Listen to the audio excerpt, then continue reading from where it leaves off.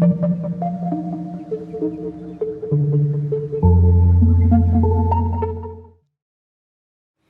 さんこんにちは。東京都渋谷公園通りギャラリー交流プログラムレターアートプロジェクト届くのキックオフトークイベントを開催します。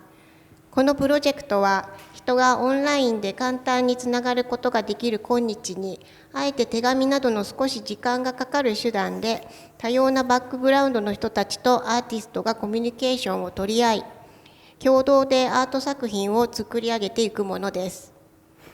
ゲストディレクター、キュレーターにアートセンターオンゴーイングの代表である小川望さんを、また参加アーティストには大木博之さん、斉藤遥さん、田中良樹さんを招聘し、成果発表展を目標に交流を続けます。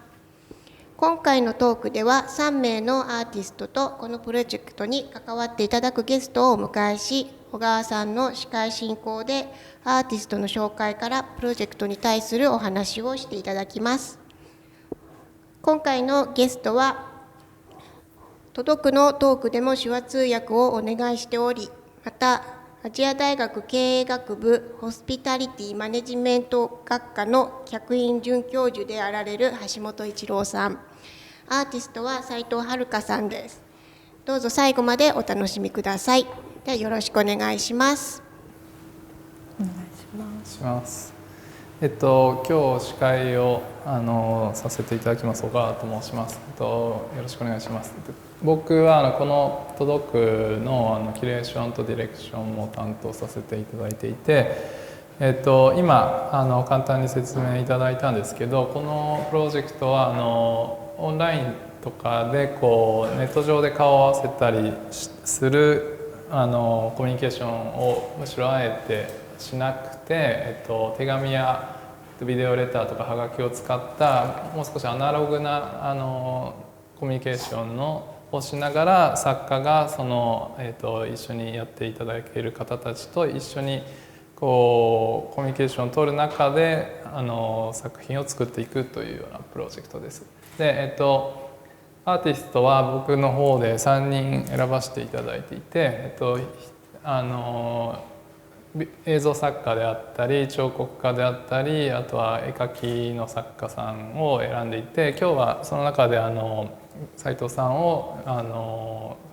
絵を描いたり、あと映像を撮ったり空間全体を使った表現をされている方なんですけど、斉藤さんのお話を伺って、あとはゲストに橋本先生をお迎えして、斉藤さんが今回コラボレーションをする方々のいろいろご紹介や仲介をしていただいている橋本先生をお迎えしています。じゃあまずは斉藤さんの方からご自身の活動というか今までどういったことをやられてきたかっていうお話を聞ければと思います。お願いします。はい、ご紹介いただきました斉藤遥と申します。私は長野県出身の美術作家で、多摩美術大学の油画専攻油絵学科を専攻して卒業してます。で、今ご紹介もいただいたんですけれども、油絵も私のその制作の中の大きいものなんですけれども、それ以外にも映像とか映像を使ったインスタレーションとかも行っています。で、どういう作品を作っているかっていうのを簡単にご紹介させていただきたいと思います。こういう感じの雰囲気なんですけど、こういう油絵を描いたり、こういう映像とかを使ったり、空間を使った作品を作っています。どうして自分がそういう作品の展開をしているかっていうと、前は結構すっきり言うと時間の仕組みを変えるための作品を作ってるっていうふうに思っていたんですけれども、でなんでその時間の仕組みを変えたいかっていうと、時間が今なんですかね、話してていろんなことが起きてて過ぎていって、でどんどん過ぎていっちゃって、今目の前にあって、楽しいなとか面白いなとか思ったりすることも、要は消えていってしまう。でどんどん消えていってしまうんだけど、その出来事がなんて言ったらいいんですかね、ピタッと時間が止まっちゃったら、今こういうふうに現れてるいろんな出来事も全く全然違う現れ方になってしまうから、その時間が過ぎないでほしいんだけどこの世界にいたいみたいな、ちょっと矛盾した思いみたいなものを解消する手段が制作すること。しかも多分絵だけじゃダメで、映像だけでもダメで、他のどういう手段を使ったらいいんだろうっていうところでいろんな展開をしてる気がしてます。でそれをちょっとすっきり言ってみると、時間は本当は流れてなどいなくって、物体や重力とかの運動エネルギーの相対が便宜的に時間と呼ばれてるだけっていう立ち位置から、すっきりしてないんですけど、海外インスタレーションなどを制作しています。これどういうことかってもうちょっとだけ言葉で説明すると、時間は流れてる、もちろん流れてるんですけど、今も時計がどんどん進んでいくし、ただでもそれは本当はこうやって重力が働いてて、地球がこう回ってて、太陽が昇って沈んでっていう運動エネルギーがあって、でここにあるなんですかね、紙とかもこうやって落としたら落ちるみたいなことが、時間が経ったから落ちるとも言えるんですけど、あと花が枯れたりとか人が死んだりとか、そういう空間の中で起こっていることを分かりやすくするために時間が流れるっていう概念を使っているだけなんじゃないか。でそしたら空間を例えば何か操作することで、それを目で見ることによって見る人の知覚が変化したり、空間自体が変化したりみたいなことが、時間の仕組みの変化みたいなこと、時間の仕組みを組み替えることにつながるんじゃないかと、結構本当に信じてやってます。ちょっとでそんなこと言ってもどんな作品作ってるんだっていうところで、これは一例なんですけど、これは油絵の作品で、タイトルは「飲めないジュースが現実ではないのだとしたら、私たちはこの形でこの世界にいないだろう」っていうタイトルです。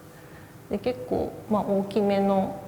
大きいって言っても1メートル60、1メートル30ぐらいの絵で、ちょこちょこ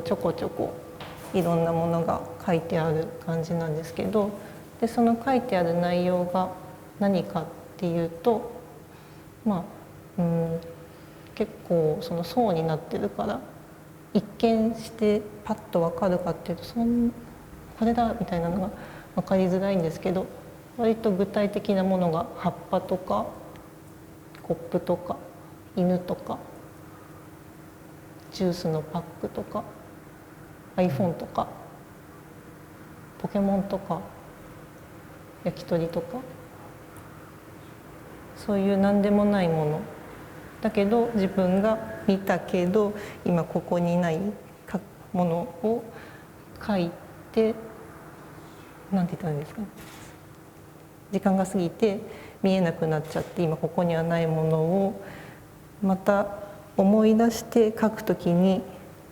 見たもの自体と別の形なんだけど存在させるみたいなことをしようとしてます。でこのタイトルの「飲めないジュース」っていうのを、例えば絵に描いた餅みたいなものとして読み替えてみると、絵に描いた餅は食べることはできないし、無用なものみたいなものの例えとして使われるかと思うんですけど、でもその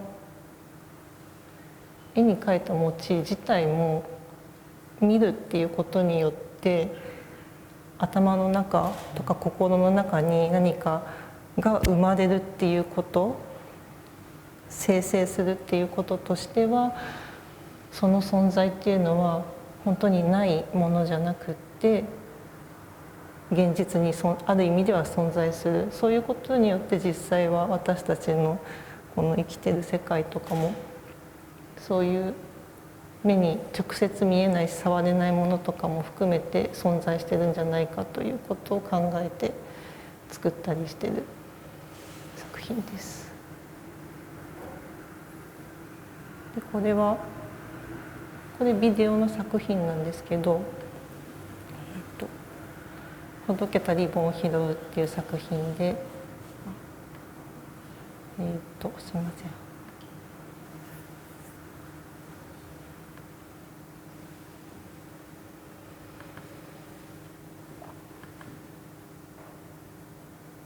せん。リボンに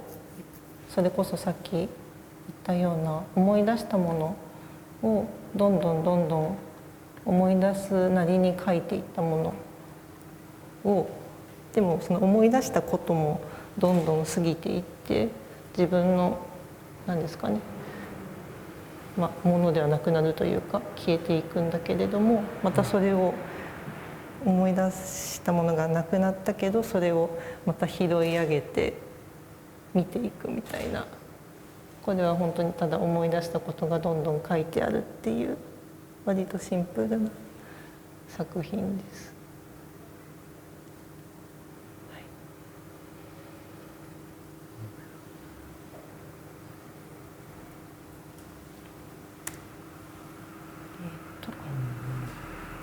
記憶をテーマに作っているっていうのとはちょっと違うってことですよね。そうですね。記憶をテーマに作っている、記憶をテーマに作ってるって言われると心外って思ったりする時があります。むしろその時間と言われているもののなんかは何なのかっていうようなことをいろいろ追求してるのかな。そうですね。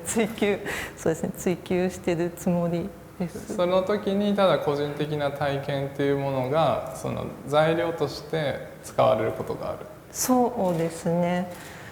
しかも結構わかんないです。今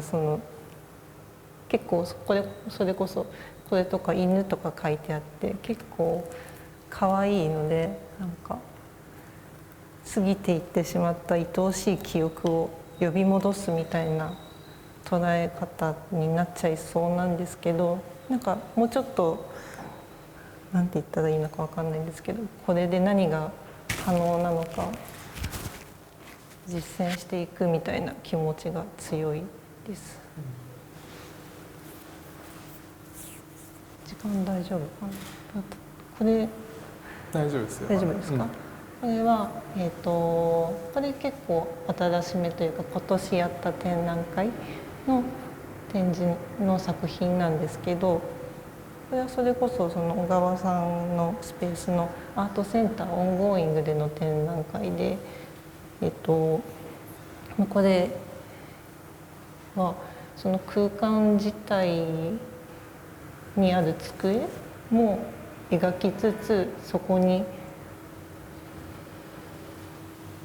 この絵の中に机がつながっているみたいに描かれてるんですけど、そこにちょこちょこ自分がここでアルバイトもしている時があって、そこで見たものとか起きたことを思い出して描いてます。でもそれも自分が思い出して、例えばこの人がこうしてる時のことを書いたって私が思い出して書くっていうことが起きた時に、例えば橋本先生が来てなんかその特定の人物を見たとしてもの絵を見たとしても、その人が誰なのかとか何をしてるのかっていうのはちょっと判然しきらない、でもそれが何ですかね、私が伝えるというか書いたことが完全には伝わりきらないことっていうのが、でもそれがなんていうかネガティブなことではなくって、やはり現れてくることみたいなのが、なんだろうな、ちょっと自分じゃない人がこの絵を見た時にみたいなことが結構興味の中に出てきての展開になってます。これもさっきと同じ展覧会での、これは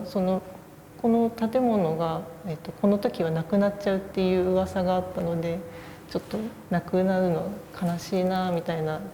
感じで、その建物を写し取るみたいなことも含めた作品でした。これは2019年10月5日に自分がここで見た光景が書いてあってっていう作品です。でちょっと違う展開なんですけど、これは本とか、なんかつながっちゃった、すいません。本とか、書かれた文字が読まれる時に起こることが気になるというか、その現れ方みたいなのが気になるなと思って作り始めたものなんですけど、で本がこうパカッと貝みたいに開いた状態が書いてあって、で本って閉じてると、何も見えない、それこそ現れてないけど、その空間に対してパッて現れた時に人にとっても現れる。でその書かれたものも、これは実際に自分が書いた日記を書き写したものなんですけど、ちょっと分かりやすく説明しきれないんですけど、書き写すっていう行為にも興味があって、書き写すことでまたその出来事が運動として自分の中に生まれるみたいなことと、それを読まないところではテテテテテテって書いてあるだけのものとして見えるけど、例えばこれをじっくり読む人にはここに書いてないというか、イメージとしては書いてない以上の図像みたいなものが、図像というか気持ちとかが自分の中に生まれてくることがあるよなと思って、そういうことの興味から作られた作品です。でこれは、これもその同じ展覧会での作品なんですけど、これはうまく説明できないけれどもこれはなんかこう水平線が結構モチーフになってて、人が水平線を見る時っていうのは、自分が、すごい遠くのものを見る時に水平線が現れると思うんですけど、その人しかその水平線を見ることができなくって、で他の人もその水平線を見ることができなくってっていうことが、さっきの他の人に例えばピョロって書いた、私が例えばこれはなんか生姜のチューブの絞った時のここだぞって思いながら書いたものをなんか、他の人が見てもみたいな感じみたいな感じになっちゃうみたいなこととか、でもなんか私がそう思わずに書いたものとか、なんか全然関係ないもの、全然違うもの書いたのに他の人にそう見えちゃう現れ方とかがあるなっていうことと、空間のこれビー玉がコロコロする映像となんかこう水平線が重なってるんですけど、その今立ってる地面が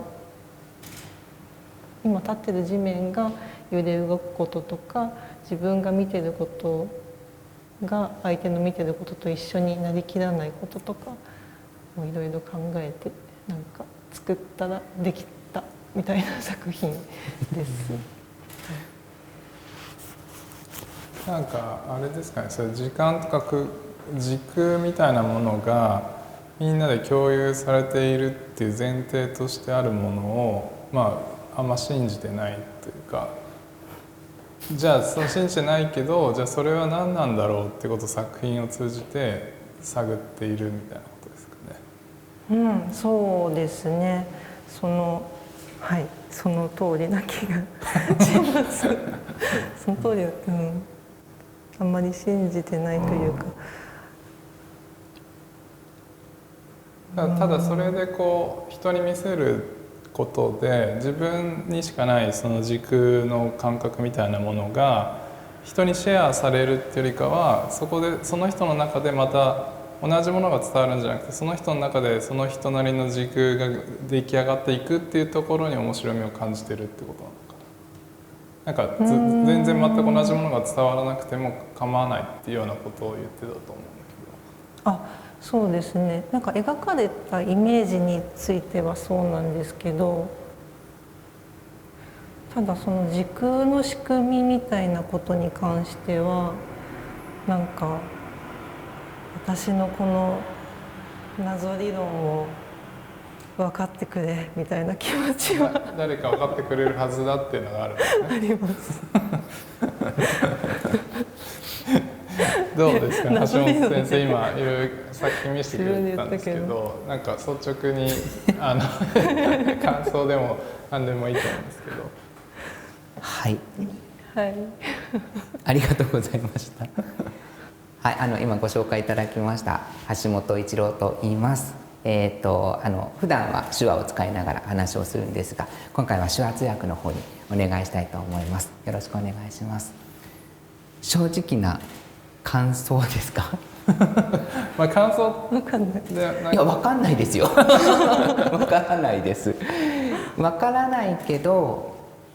でもこんなにじっくりと作品を見ながら、手話やってますね。作品を見ながらそのアーティストさんからお話を伺うっていう機会がそうないですから、なんかこう今斉藤さんを探索中です。どうなってんのかなってこう思いながら聞いていました。はい。だから最初の印象はすごく色がカラフルだなと思ったので、油絵に見えなかったという印象が第一印象です。実際のその作品を生で見ていないので、今映像なのでそういうふうに見えたんだと思うんですけど、あとの本のやつとかもすごく面白いですね。本が開いているところになんか同じように字が書いてあるけど、それが本当なのかどうなのかとか、それがどういうものでどういうふうに書かれてるのかとか、なんかやっぱり生で見てみたい気はすごくしました。はい、率直な。はい、ありがとうございます。今回橋本先生には斉藤さんが今回のプロジェクトでいろいろ一緒にコラボレーションというかコミュニケーションを取りながら制作するにあたってこの人だったらうまくいくんじゃないのかなっていう方を紹介してほしいっていうような結構無茶なリクエストというかお願いでお声掛けさせていただいてるんですけど、普段のお仕事というかご活動について初めて見る方もいらっしゃるので、ちょっとお伺いできればと思うんですけど。はい、ありがとうございます。僕自身は、今は大学で手話を教えたり、特別支援教育と言われている、見えなかったり聞こえにくかったり、体に障害があったりとかいう人たちの学校の先生を目指すようなカリキュラムの、を担当している教員になるんですが、この仕事を始める前はろう学校と言われている聞こえない子どもたちが通う学校だったり、特別支援学校といって知的に障害があったり、肢体に障害のある子どもたちが通っている学校の教員を22年半続けてきました。で自分自身も病虚弱の特別支援学校というところに小学校の時1年半家元を離れて生活をしていたという経験があって、いろいろとこうやっていく間に先生になって、そしていろいろとやっていく間に先生を辞めて今の仕事に就いているんですが、大学で教えるだけではなくって今回他の2つの作品というか映像の方にも関わらせていただいた手話通訳をやらせていただいたり、あとはろう学校の先生方の指導助言とかいう活動をしています。で僕の基本は本当に聞こえない子どもたちとの触れ合い、聞こえない子どもたちや聞こえない子どもたちを育てている保護者との関係の中でろう学校で働かせてもらっていたことが僕にとってはとっても充実した本当に人生を大きく変えた出来事でした。で今回お話をいただいた時に聞こえない人たち、どこか施設とかもしくは学校とか何か聞こえない人と、こういったレターアートプロジェクトをやっていきたいというご相談を受けて、まず率直になんで斉藤さんが聞こえない人に興味を持ったのか、言い方わかんないですけど、僕にとっては聞こえない子どもたちとか聞こえない大学生っていうのはもう宝物ですから、彼らに興味を持ったきっかけとか、なぜそこにダイブしようとされたのかっていうのはすごく興味があったんですけど、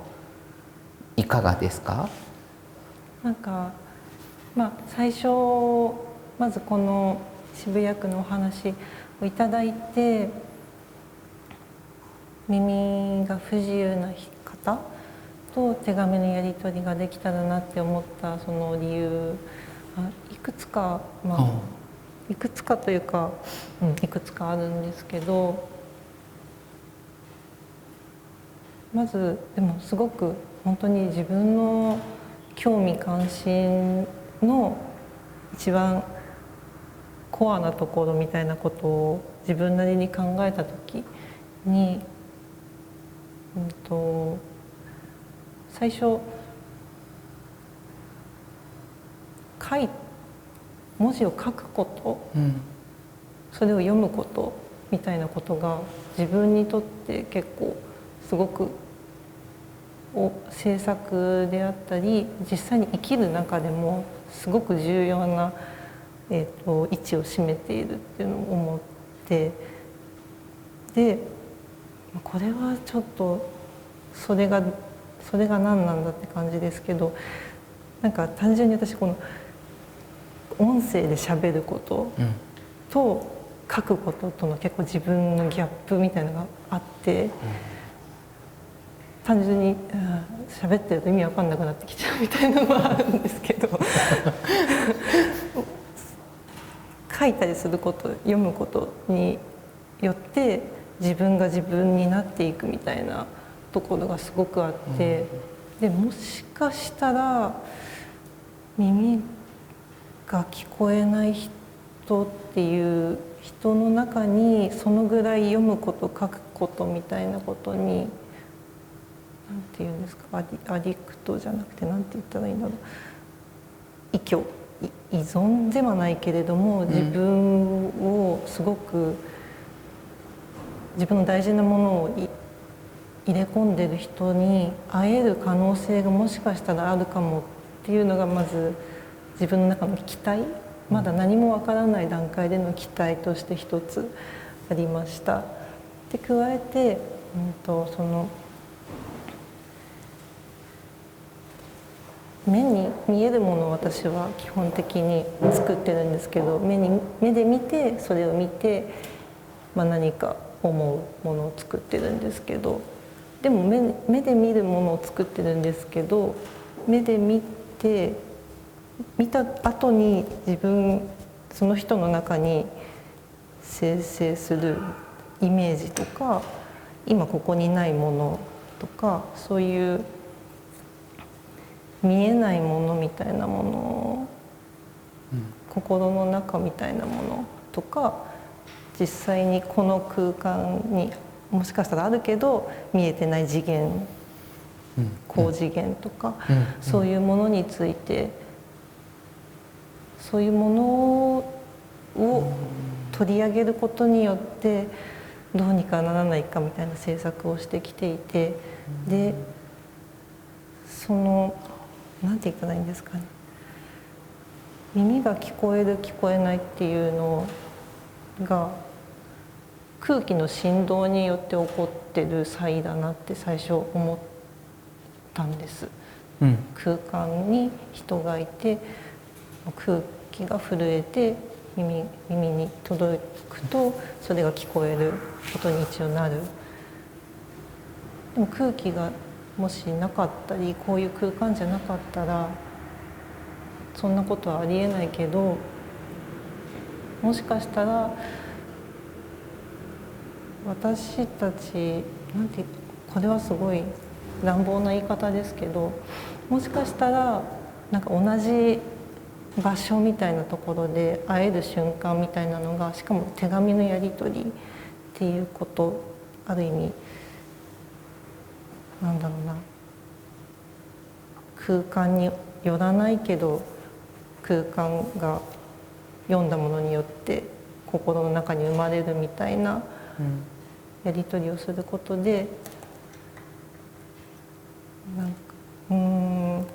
バラバラの世界じゃなくって、もちろん同じ世界に生きてるんだけど、人数が多い少ないで人数が多い方がスタンダードになってる出来事が、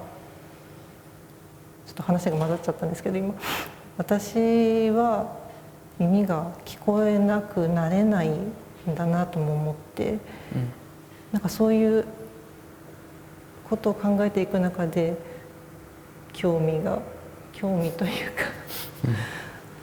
湧きました。ただなんかちょっとだけ調べていったりする中で全然分かんないっていうか自分が思っていたよりもいくつものそれこそディティールというか細かい実際の出来事の連続がそれぞれの人一人一人に起こってて、それを私が抽象化して作品にするみたいな、なんか乱暴なことは言えないなって思っているところですただそれで興味がなくなったとか諦めるっていう感じはしてなくて、どちらかというとわからないので知りたいっていう気持ちが今強いです。なんか素朴にその一人のアーティストさんが、そう表現できるチャンス、機会をもらった時に聞こえない人たちに焦点を向けていただいたっていうのは、僕はすごく個人的に嬉しいですね。で、今斉藤さんのお話の中に大人数の人、マジョリティマイノリティというか人数が少ないというところのみたいな話もあったんですけど、聞こえなくはなれないっていうか、その聞こえない世界、聞こえない中で生きている人たちっていうのも一括りには実はできてなくって、本当に一人一人が全員さまざまなバックグラウンドを持っていて、そこに目を向けてくれたっていうことと、彼らとやり取りをしていく中で彼ら自身も、そして斉藤さん自身もきっとすごくいろいろ変化が起こっていくだろうなっていうのがすごく楽しみだなと思って、だからこの 2.3 年の中で斉藤さん自身がその聞こえない彼らとやり取りしていく中でどんなふうに思ってくれるようになるんだろうなって、なんか僕と同じぐらい彼らを愛してほしいなというふうに思ったというかって感じがしました、今お話を聞いていて。単純に本当になんでそこに聞こえない人に行ったんだろうなっていうのがすごく知りたかった。僕は手話から入っていった人間で、手話を始めたきっかけは本当に僕が15歳の時に演劇をやっていて、その演劇をやっていた友達が手話やったら表現力上がるよって、要するに自分のために自分が何かを表現する時に表現力上がるし、モテるよって言われて騙されたわけですよ。でモテるよって言われて行ってみたら、みんな手話サークル行ったらみんなおばさんしかいなくて嘘つきとか思ったけど、そう言いながら育てられて、そんな高校から始めたきっかけは何でもいいと思うんですけど、それが手話を学んでいく中でやっぱり聞こえない彼らと一緒に生活していく時間がどんどん長くなっていく中で、社会の歪みとかムカつくこととか、今まで彼らのこと知らなかったけど、自分も知らなかったらこういうことしてたんだなって思うことがいっぱい彼らから学ぶことができて、だから言葉ではなんか平等とかユニバーサルだとかダイバーシティとかだけ先駆的に言ってるけど、実態彼らはそんなにそこまでうまくはいっていないっていうことも分かったですね。そもそも聞こえない子が生まれましたって言ってお母さんとお父さんに告知する時のお医者さんは、残念ながらって言うから、いや残念かどうかおめえが決めることじゃねえだろうって僕は言いたいんだけど、そういう人数が多い方が自分たちと同じじゃないから残念だねって決めちゃう今の日本の社会で、彼らは生きてきているけど、生きてきている彼らはそんなにあまり、いやこれ普通当たり前って思ってる子もいるし、私はすごく大変な思いしたのよっていう子もいるから、なんかそんなよりどりみどりの6人を準備しました。なのでその斉藤さんがおっしゃってくださってちょっと調べてみると、いろいろな本当一人一人違うんだっていうところもあるので、今回お話をいただいてちょっとお話をした時に、できるだけいろんなタイプの聞こえない人たちと出会ってもらえるといいなって思って、でそうするとその斉藤さんの作品にさらに一人一人の色が出てきてくるのかなとかっていうのもちょっと思ったりしました。6人の中に1人はもうお腹にいた時から知っている子もいるし、つい最近知り合った子もいるし、大学生6人ですけど、6人とも学部が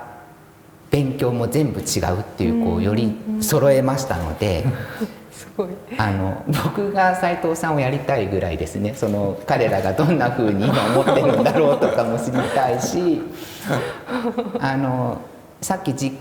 間の話が出ましたけど、彼らの過去も本当いろいろあって、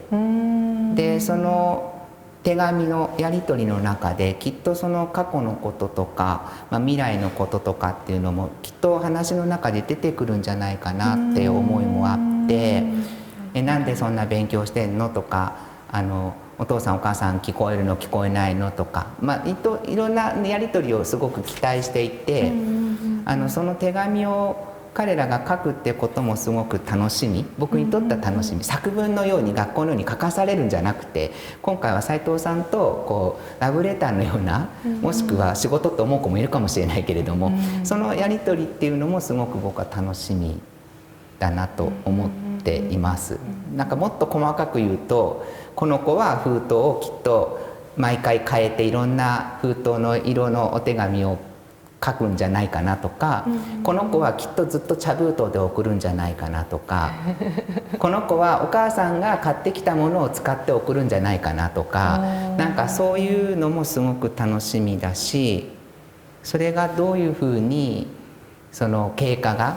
斉藤さんがどういうふうに咀嚼をして、もしくはガンと掴んだものをどういう形で出してもらうのかっていうのを3年後に彼らと一緒に共有できるのがすごく楽しみ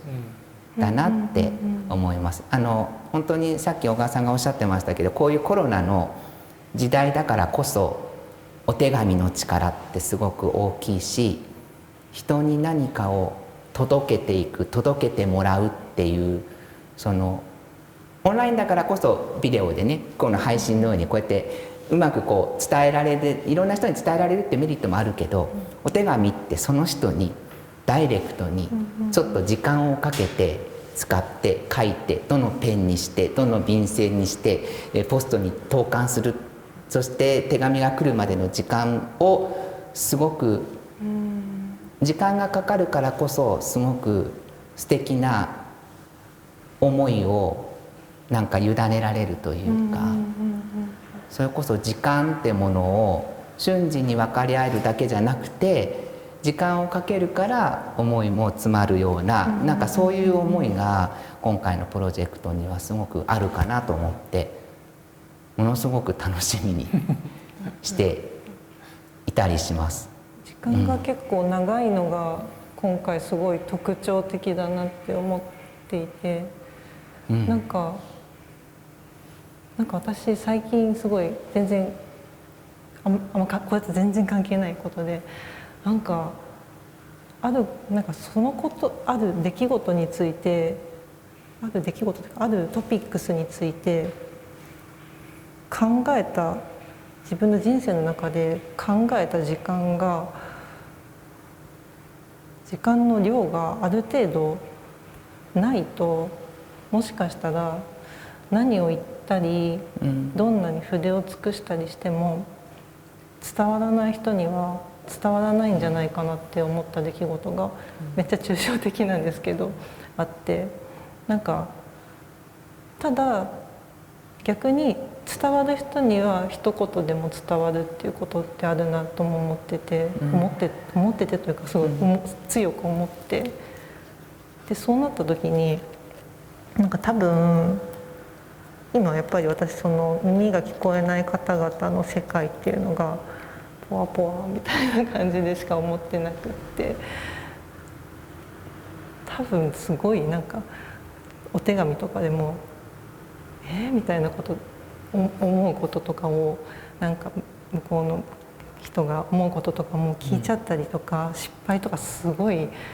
傷つけたりとかもするかもしれないなとかもちょっと思ったりもしてて、ただでも時間があるから、時間が3年2年ぐらい2年以上あるから、逆に今分かってる範囲の、最初はなんか絵を描こうとか思ってたんですけど、今分かってる範囲のことじゃなくって、これからそのことについてやり取りする中でゆっくり考えていける時間がこんなにあるのはすごい嬉しいなって、嬉しいなって話になっちゃったけど嬉しいなって思ってます。なんかすごく今の話聞いてて思ったのは、やっぱり一回講演会聞きましたって言って、そこでなんとなく分かったって雰囲気で言ってても、実は分かってないこともいっぱいあって、今回時間をかけてやり取りしていく中で、でもぜひその6人の大学生、聞こえない大学生を紹介したんですけど、彼らは多分斉藤さんが失礼だなと思うことをガンガン聞いていただいても、ちゃんとガンガン返してきてくれるんじゃないかなと思うんです。でそういうのを聞いてもらえることが彼らをすごく強くしたり成長させたり、本当はみんなそういうふうに思ってるんだけど聞けないってことを今回知るチャンスにもなるから、聞いちゃいけないなと思ってることこそ聞いていただいて、それに対して答えが多分6人全員違うから、これもまた多分面白いと思うんですけど、そういうやり取りをなんかぜひやってほしいというか、そういうふうに今思いました。なんか結構聞こえる人たちってね、これ聞いちゃいけないなって思って遠慮していることが逆に彼ら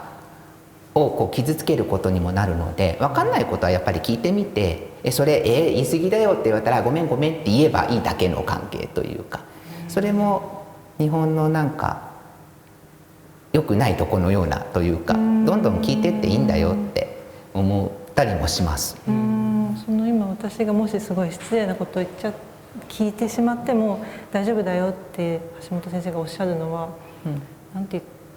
その6人だから大丈夫っていうちょっと信頼もあるってことですか？それともそういうことってもっと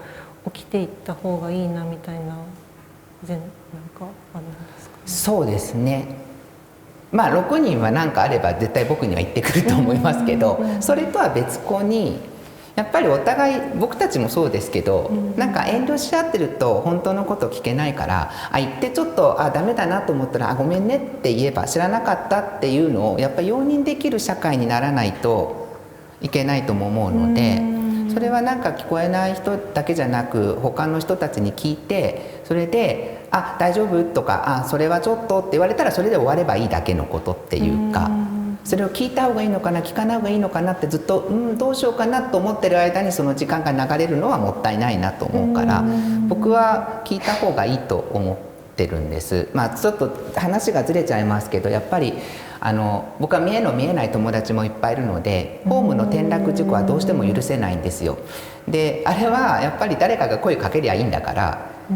声かけようかなどうしようかなって戸惑ってるならかけろよっていう、だったら聞こえない人に聞きたいことあるなら聞いてしまえばいいし、でダメだって言ったら分かったありがとうって言えばいいし、ホームでもね見えない人に聞いていらないって言われたらじゃあ気をつけてとかいってらっしゃいって言えばいいだけなんだけど、聞こうかな言おうかなって戸惑ってやってるっていう人が日本は多い気がするので、だから分かり合えないような気がするから、今回はそれもプラス時間をかけてできるし、直接的というか文字でやり取りをしながらやっていけるから、それもちゃんと記録として残るから、過去も振り返られるから、過去こんなこと書いてくれてたんだなっていうのも見えるというか、さっきのリボンみたいなもんですけど、過去にその手紙ってものは残りますよね。それってすごく素敵だなと思うし大切だなって思いました。今回斉藤さんはなんとなくそのやり取りをしていくプロセスのイメージとかはもうちょっとは出来上がってるんですか、イメージ的に？なんか本当に一番最初の段階ではちょっとお話ししたんですけど、見た夢、寝てる間に見た夢について聞くことを取っかかりにしたいなって思ったんですね。その夢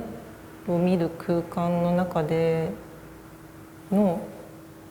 何ですかは、その人のなんて言ったらいいのか分かんなくなっちゃった自分が例えば音が聞こえる夢を見た時に、実際にその音が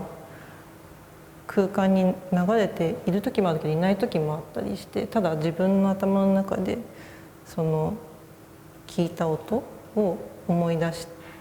てというか生成してというか組み合わせて夢を多分作ってると思うんですけど、そうなった時にその耳の聞こえない人のその作り出す世界、この世界もちろんその中の世界なんだけど、それがどうあるのかっていうことを聞くことっていうのがなんかやり取りできるかなっていう期待があって夢って思ったんですけど、なんか夢の話を3年間し続けたらキモいと思ったりもしたんですけどでももうすぐお正月だから初夢の話とか聞いてもいいかなって思ったり、あとそれはもう分かんないです。それはでも最初の本当に絵描こうって思ってた時の絵みたいなのが結構相性いいなと思ってたので、ちょっとあんまりすごい決めきってはない。この間橋本先生と打ち合わせさせていただいて、なんか私このプロジェクトの表記を橋本先生がもし手話通訳を入れる時に決めた方がいいっておっしゃってたじゃないですか。届くっていうのを指文字で届くとするか、手話のいくつか手話表記だっけ、そうで、お手紙が届く、届けるとか、何かを届ける、届くとか、そのそうプレゼントが届く時の届く、届けるもあるし、その届くっていうののね表現がいっぱいあるんですよね。でその話をお聞きして、でその話がちょっとなんかそのいろんな表現があるんだよって話から、聞くっていう時の表記みたいなのがなんだっけ、こうなんか耳を使う表記を、その手話表現ではあるけれども、橋本先生は何このなんかなみなみなみみたいな、こういう聞くってよく使いますね。なんかこのなみなみなみブみたいなのがすごいなんか感動したというか、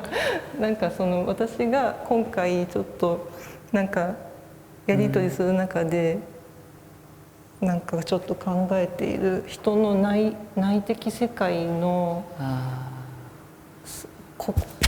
こかどっか知らないけど、どっかとどっかでつながるみたいなのがなんかすごい現れてる瞬間を目撃しちゃったと思ってなんかおおと思ったんですけど。なるほど。よく僕が具体的に出す例で、今のその聞くは、聞くもあれば、こうやって聞くもあれば、ヘッドホンで聞くもあるしっていうふうになるんですけど、僕聞こえない彼らのことを、聴覚障害者という言い方はしていなくって、不自由ということも使ってはいなくて、彼らは聞こえないとか聞こえにくいとか、ろう者っていう言い方を僕はいつも使うんですけど、僕にとっては彼らは障害者ではないんですね。もう友達だし仲間だし先輩だし、いろんな世界を教えてくれる人なんですけど、聞くっていう漢字って耳ってまず書くじゃないですか。でその横にプラス10って書きますよね。プラスって書いて、わかります？聴覚の聞くって耳辺に10って書いて上で、その後これ縦にすると目って書いてるんですよ。でその下に心って書いてるじゃないですか。だから聞くっていうのは耳だけで聞くものではないっていうことが漢字には証明されてるんですよ。だけどどうもそれを聞くにこだわるから、本当の聞くっていうのは、僕はさっき斉藤さんが覚えてくださったやっぱり聞くだと思うんです。でこれって心で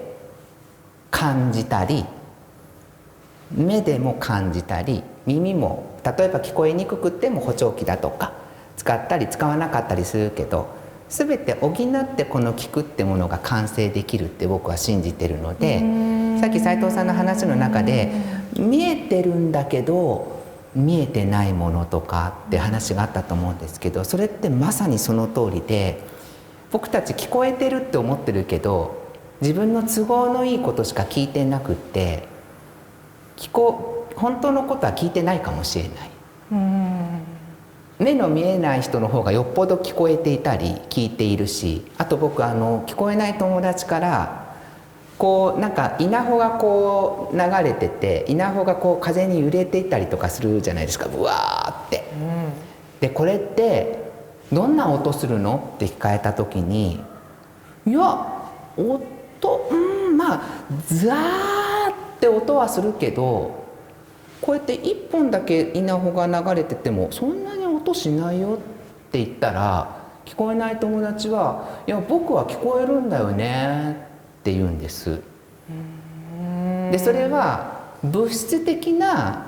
空気の振動でとか聴力的な聞くじゃなくて、それはまさにこの聞くだと思うんですよ。わかりますかね？だから僕には聞こえてなくても彼らには聞こえている音とか見えているものとか感じているものがあるんだなってすごく感じるんです。あとちょっとまた話ずれちゃうんですけど、彼らの手話って僕も手話を使いますけど、彼らの手話表現というのはとても芸術的というか、ある意味アーティストで、同じ言葉を表現してもらおうとしても今回関わってくださる6人全員とも違う表現で来ると思うんですよ。それって日本語で同じように書いてねって言っても字体が違ったりするのと同じように手話も全部言葉なので違うし、そこもすごく僕はこのアートのプロジェクトとして手話が取り上げられたというか、聞こえない人が取り上げていただいたというのはすごく嬉しいことの一つで、彼らの出している言葉っていうのはまさに芸術のアートの一つ、そして一人一人が全て違うものを持っている、それの良し悪しではなく全て素敵だっていう、それがなぜその表現になったかっていうのは過去の彼らの教育歴だとか今まで出会ってきた人とかの全ての影響を受けて出てくるものが彼らの手話という言葉だから、そこもぜひ斉藤さんには魅力として感じてほしいというか、ごめんなさいね、彼らはものすごく愛しすぎている人なのでもうとにかく可愛いというか素敵なんですよ。なのでその彼らをこうある意味委ねるというか、それをどうな形にしていただけるのかっていうのをもうある意味父親のような気持ちでこう見てるというか感じですね。はい、あとなんかそのこれはその橋本さんオリジナル表現なんですか、それとも結構一般的？難しいですね。難しい。手話も本当に通訳も本当一人一人違うんですね。言葉と同じなので、例えば私って使う人もいれば俺って使う人もいるし、私っていう人もいるし、うちっていう人もいるので、それと同じように全て選択していく手話が違うので、だからこの聞くっていうのを使う時もあれば本当に聞くって使う時もあるしっていう、その場面とか状況によっても変わってくるので、漢字として聞くっていうものに全て一個とは限ってないというか、よく日本語の方がたくさんあるけど手話は語彙が少ないよねって言われるんですけど、逆に手話にはいっぱいあるんだけど日本語になると少ししかないっていうものとかもあって違うんですよね。例えば雪とかも、雪って一般的にはこう丸いのを作って雪って落とすんですけど、僕たち日本語にもやっぱ吹雪もあればなんかみぞれもあるし粉雪もあるように、手話にもこういう表現もあればこういうのもあるかもしれないし、こういうのもあるかもしれないしって全部違うんですけど、だからただそれを雪ではないっていう、だからそこもどう表現を彼らがしてくるかっていうのも面白いアートの一つというかだと思いますね。面白いですね。なんか今回はこう一緒に参加していただけるっていう6人を紹介していただいてるんですけど、今のお話聞いてるとその6人のアーティストとそれぞれコラボレーションするみたいなイメージがすごいあるなっていうふうに思いました、聞いていて。そうですね、僕もそれをすごく楽しみにしてるっていうか、聞こえない人だからこうなったっていうよりも6人きっとキャラクターも反応も全然違うので、すごく楽しみであります。あとなんかこれは要望というか、今回先ほどの作品も見たりとかしてすごく感じたんですけど、お手紙もすごく面白いんですけど、ぜひビデオレターで撮ってその彼らを撮ってもらって、それを斉藤さんに送ってもらって、斉藤さんがそれを見て何言ってんのかなっていうのをなんか咀嚼していくっていうか、分かんないんだけど何言ってんのかなとかいうのを自分で撮ったものを後で僕が言ってたことはこういうことですって手紙に書いてもらって、タイムラグで3、4日後に送られてくるっていうので斉藤さんが答えを知るっていうのはちょっと面白いかなと思って、面白そう。どういうで全然自分が読み取ってたものと内容が違ってたとかも面白いし、逆に斉藤さんが例えばなんか素敵な詩を選んだり、なんか斉藤さんの作品を例えば1個見せたものをなんか手話で伝えてみてとかいうのをやってみたら、なんか分かんないけど一生懸命見たものをなんとかこうだってやったものをまた見せてもらうっていうと、なんかそういうのって多分今までどこもやってないプロジェクトというか、それが1回で終わるんじゃなくてこの2年3年あるから何回もやり取りできていくじゃないかなと思うと、ものすごい膨大なアーカイブができるというかかなと思って、すごくなんかやっていただけたら面白いなって。どうしても僕みたいなフィルターを通しちゃうと橋本っていうものが加わっちゃうので、そこをあえて僕はこうもう本当に斉藤さんと彼らだけでやってもらえるっていうところで、なんか困った時は聞いてもらえるって信頼はあるけど、でもそこで新しい構築をしてってもらえる、でその過程を見てるっていういわゆる楽しみになるので、フィルターは通さない方がやっぱりなんか面白いなって、そのすれ違うのも面白いなと思うんですよね。なんか実は私この間その橋本さんのやつで感銘を受けて指文字を覚えたんですでもそれですごい楽しくって、その覚えちゃうのがもうなんか多分ただそれなんか多分小学校の時とかにローマ字とかを覚えた時になんかめっちゃかっこいいく書けるみたいになって、何ですか、ノートとかに航空語とか書いたりみたいな感じの、すごいなんかめっちゃできるようになったみたいな嬉しさみたいなのが単純にあって、でもう手話も覚えようとか思って図書館で本借りてきたんですけど、なんかもし手話覚えちゃったら覚える前に戻れないわと思ってそうね、そうだね。ちょっと今落ち着こうとしてあまりこう燃えすぎちゃうとね、なんかこの分からないところから始まったのに分かっちゃったみたいなね。そうなんです。だからちょっと落ち着こうって、でも僕と話しているよりも彼らと若い本当に感受性の豊かなというかいろんなことを感じながら、そして、僕はやっぱり聞こえるので、聞こえる僕の感じ方と聞こえない彼らの生きてきたこれまでの背景っていうものをどんどん探っていただいて、斉藤さんだから聞けることとか、斉藤さんだったら答えても答えられることというかいうのもあるんじゃないかなと思うので、その中でやっぱり手話を覚えたいと思っていただいて、手話を覚えていっていただければ作品にもなんか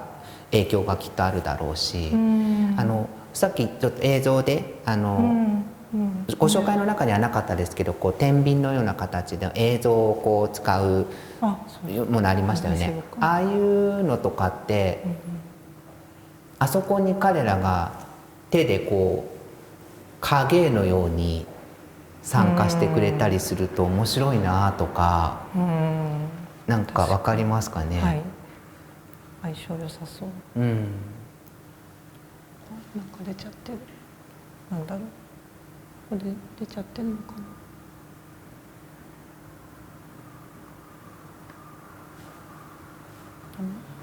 今この映像って出ちゃってるのかな、この変な赤い。でこういうのの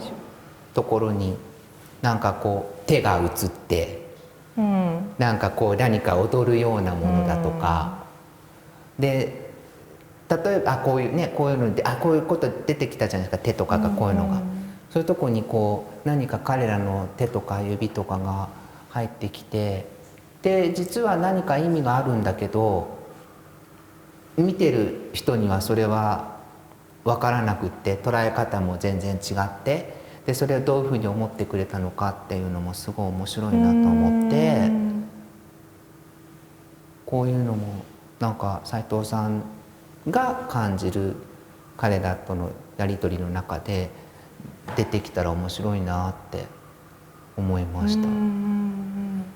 かできそう。いろいろ夢が広がるというかできることがねいろいろ、まあ、どんどん考えて広げていきます。そうですね。でもやっぱ手話は覚えちゃわない方がいいなって思いましたね。覚えちゃわない。いや、ぜひ覚えてください。まだね、まだね、まだですね。それこそさっき橋本先生がおっしゃってたその送られてきてなんて書いてあるんだろうっていうのが読めちゃったらもうそうだね。読めちゃうふんみたいになってしまう。でもその読めちゃったとしても読めたのが6人違う表現をしてくると思うので。だから多分読めないと思いますよ。ぶっちゃけ言うと手話多分1年2年やったからって絶対うまくならないって保証しますから、10年やっててもできない人できないですし、まあ、ただ逆に言うと好きな子ができたりとかするとあっという間に覚えていくので。まあ、だからそういう意味では今回斉藤さんがこの6人を僕並みに愛していただいちゃえば1日で覚えると思うんですけどやっぱりそれなりにあとあえてそのお手紙っていうものを使ったりするしビデオもそれぞれ違うだろうしだからで彼らはビデオの中でも声出してる子もいれば出さない子もいると思うからそれも多分分かったような分からないようなそういうでも分かるっていうのがとっても大切っていうかなんか言ってる意味分かりますかね。僕たち話してることすごく抽象的でこういうの本当手話通訳するの難しいと思うんですけどごめんなさい。言葉に出せないもの音声で出せないようなものが多分アートでも表現できてるのかもしれない自分として出せているかもしれないけど手話も言葉なんだけど日本語に書けないようなことが手話だったら伝えられるっていうこともいっぱいあるんですよ。だからなんて言うんだろう僕たちのその持っているこのモヤモヤっとしたこ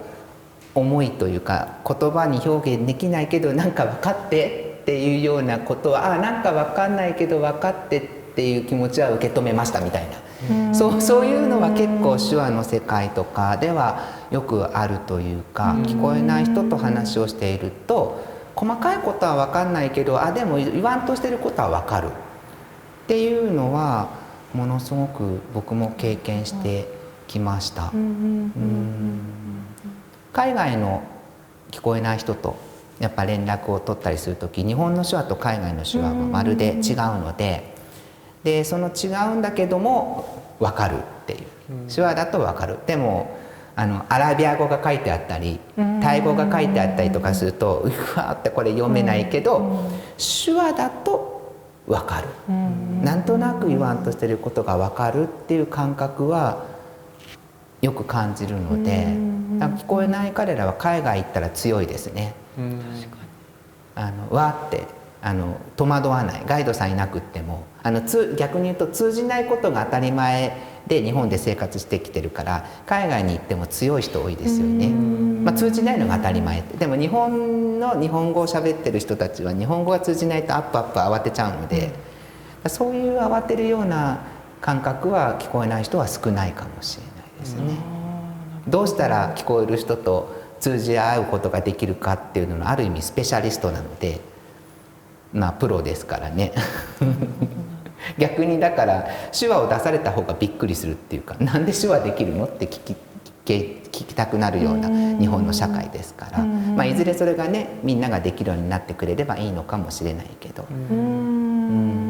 は思いますね。なるほど。なんか指文字と手話って多分手話ができるってことと指文字ができるってことって全然違うんだろうなってそれこそ思ったんですよね。そうですね。指文字ぐらいだったら下手したらでも小学校の時とか覚えたらすごい楽しかったのにとかも思ったりも、それはいろいろあるんでしょうけど、指文字を覚えるっていうのはやっぱりなんかひらがなをポツポツ覚える、アルファベットを覚えたから英語が喋れるようになるわけじゃないみたいなことなんだなって、いや本当にまさにその通りで、そのさっきタイトルのところでその「とどく」って指文字で「届く」っていうのができるんですけど、それはあくまでも「と」っていうのと「ど」っていうのと「く」っていうその文字を伝えただけであって、届くっていうその例えば届けるとか、自分のとこ届いてくるとか、もしくはプレゼントを届けるのか、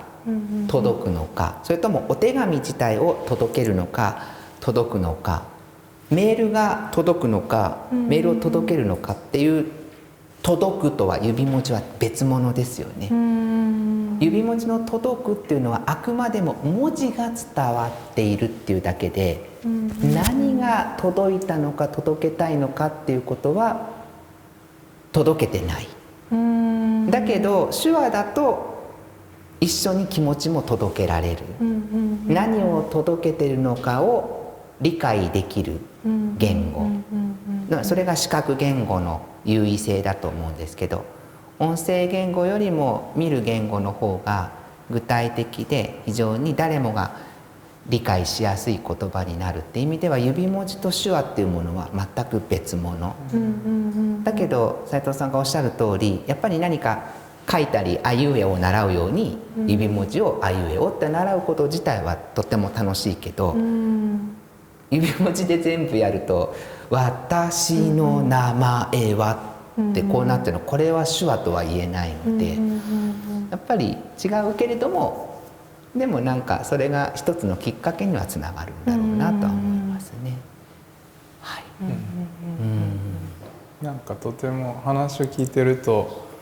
そのアート表現とすごいなんか親和性というか近い何かがね、きっと多分その抽象的な物事を誰かに伝えるって言った時に、単純なそのなんか本当個人個人が持っているその感性を表す方法論みたいな話はアーティストがやってることと、なんかその手話の世界を構築していくっていうのはなんかすごく似てるというか、なんかこう親和性があるなって聞いてて思いました。すごい楽しみですねこのプロジェクトが最終的にどういう形になるか。でもそのプロセスもそのブログで来年度は伝えていく予定なので、そちらでもいろいろどうやってね、変わっていくか、斉藤さんもそうだけど、その一緒にやってくれる方たちもどう変わっていくかっていうのもすごい楽しみです。なんかじっくりこう親とか先生とか以外というか、知らない人と2年間にわたり手紙のやり取りをするっていうこと、今の時代ほぼないですよね。それが手でっていうか、こう文字を書いたり、もしくはワープロなのか分かんないけど書いたり、とにかく送るっていうことも必要だし、あともらうっていうことと、あとこうビデオに撮るなり、とにかくその2年間同じ人とやり取りをするっていうことは多分彼らの人生でもそうないことだから、それも全然知らない人と今回つながって、それが最終的になんだかきっとその形はどんなのか全くわからないけど、なんかとりあえず